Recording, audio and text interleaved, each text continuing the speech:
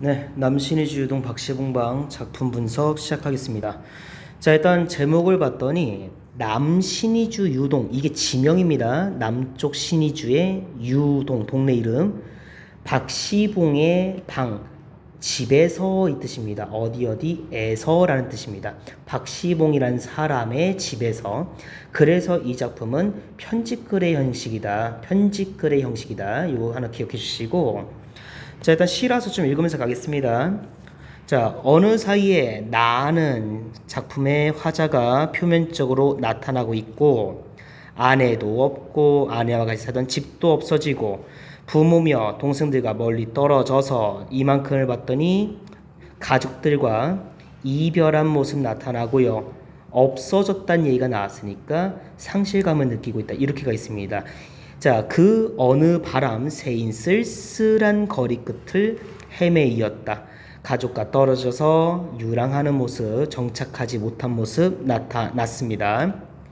바로 날도 저물어서. 자, 이 작품 작가가 백석입니다. 일제강점기 사람입니다.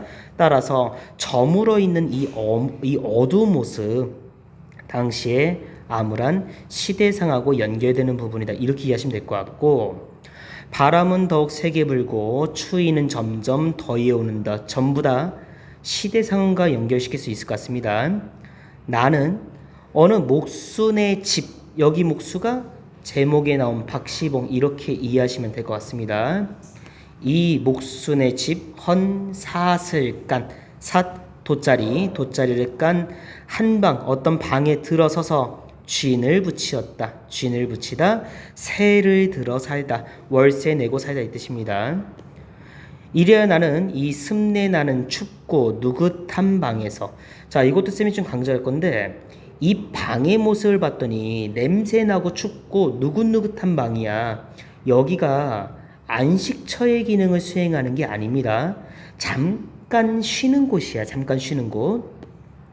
낮이나 밤이나 나는 나 혼자도 너무 많은 것 같이 생각하면서 약간 삶의 무게감을 느끼고 있다. 이렇게 이해하시면 될 것 같아요. 나 한 명 건사하기도 힘든 거야. 디롱배기에 북덕불이라 담겨 오면, 자, 질옹배기, 그릇에 불이 담겨 왔으니까 화로구나. 그러니까 계절은 겨울이구나 가시면 될 것 같습니다. 담겨 오면 이것을 안고 손을 쬐고, 추우니까 손을 쬐고 제 위에 뜻없이 글자를 쓰기도 하면서 뭔가 할 거 없는 모습 나와 의지 같은 거 딱히 보이지도 않고 힘이 있어 보이지도 않습니다. 혼자 막 이렇게 화로가 있으면 거기다가 제 위에다가 안녕 이런 식으로 글자 쓰고 있는 거야. 힘이 없는 거야. 무기력한 모습인 거야. 문 밖에 나가지도 않고 여기서 봤더니만은, 자, 한자성어로 두문불출, 문 밖으로 안 나가다 이 뜻입니다. 그 학교생들 좀 꼼꼼하게 내시는 분들 중에 이런 문제 낼 때가 있어. 나가 디도 나왔지 국의 음화가 나타나지 않은 거거든요.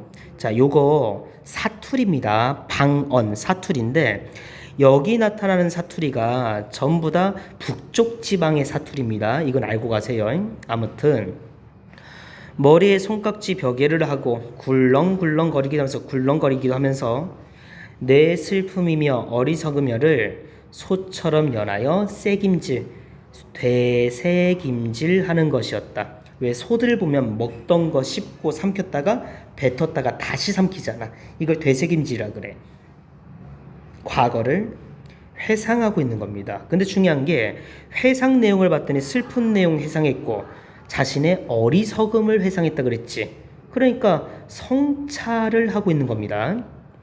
내 가슴이 꽉 메올 적이며 슬플 적이며 내 눈에 뜨거운 것 눈물이겠지. 핑괴일 적이며 스스로 화끈하고 낯이 불도록 부끄러울 적이며, 여기 부끄러움 느꼈으니까 반성이라고 해도 문제가 없습니다. 다 성찰하는 겁니다. 나는 내 슬픔과 어리석음에 눌리어 죽을 수밖에 없는 것을 느끼는 것이었다. 삶이 너무 힘들어서 죽을 수밖에 없을지도 몰라까지 느꼈습니다. 고단함 나와 있고 죽음까지 느낀 거야. 자, 그러나 쌤도 색깔 바꿔 써보겠습니다. 앞에서 쭉 나온 게 현실에서의 삶의 모습이 나왔습니다. 그 모습은 전부 다 부정적인 모습이었지. 근데 이제 그러나가 나왔으니까 역접이잖아. 멋이잖아. 그러면 시상이 전환, 내용이 바뀌겠네. 그치? 나는 고개를 들어서 자 문창을 바라보든가 높은 천정을 쳐다보는 것인데 이것도 구개음은 아니라는 겁니다. 구개음은 X 사투리 전부 다 시선이 이동하고 있다 이렇게 설명할 수가 있을 것 같습니다. 위로 이동하고 있는 겁니다. 위로. 자 보는 것인데 이때 나는 내 뜻이며 힘으로 나를 이끌어가는 것이 힘든 일인 것을 생각하고 주체적이고 능동적으로 살아가는 거 어렵다 이 얘기입니다. 어렵다는 걸 알게 생각하고 이것들보다 더 크고 높은 것이 있어서 여기 나온 더 크고 높은 것을 운명이나 아니면 시대 정도로 파악하시면 될 것 같습니다. 나를 마음대로 굴려가는 것을 생각하는 것인데 자 나는 운명을 이길 수 있다 없다? 없다. 운명의 수능 혹은 운명을 수용하는 모습이 나타났습니다. 이렇게 하여 여러 날이 지난 동안에 시간이 흘렀어. 내 어지러운 마음에는 슬픔이며 한탄이며 가라앉을 것은 앙금이 되어서 가라앉았다 라고 써 있습니다. 이 말 잘 이해하셔야 돼요. 운명을 수용한, 다시 갑니다. 운명을 수용한 결과가 요거구나. 잠깐 이렇게 이해하시면 될 것 같습니다. 자, 그러니까 결론은 뭐냐면 더 이상 이 사람은 힘든 것에 슬퍼하지 않는다는 얘기야. 내 팔자 그지 같은 걸 어떡하겠어. 그냥 받아들인 겁니다. 자, 가라앉고 계속 봅니다. 외로운 생각만이 드는 때쯤에서는 더러 나주손 저녁 무렵에 쌀랑쌀랑 싸랑문. 자 여기도 부정 가세요. 싸랑문 실현입니다. 외부 상황이야. 다시 외부 현실은 무조건 부정으로 가세요.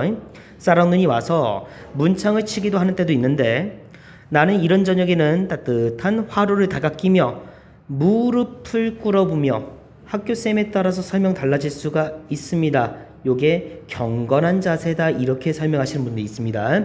무릎을 꿇고 이제 긍정적인 의지를 다지거든. 그러니까 경건하다는 거야.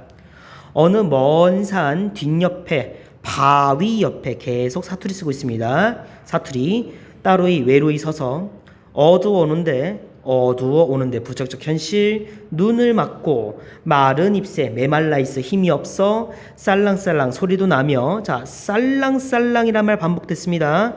음성상징어 가시면 될 것 같고 음성상징어 자 눈을 맞을 그 드물다는 굳고 단단하고 정한 깨끗한 즉 고결한 갈매나무라는 나무를 생각하는 것이었다. 본 게 아닙니다. 생각한 겁니다. 떠올린 겁니다.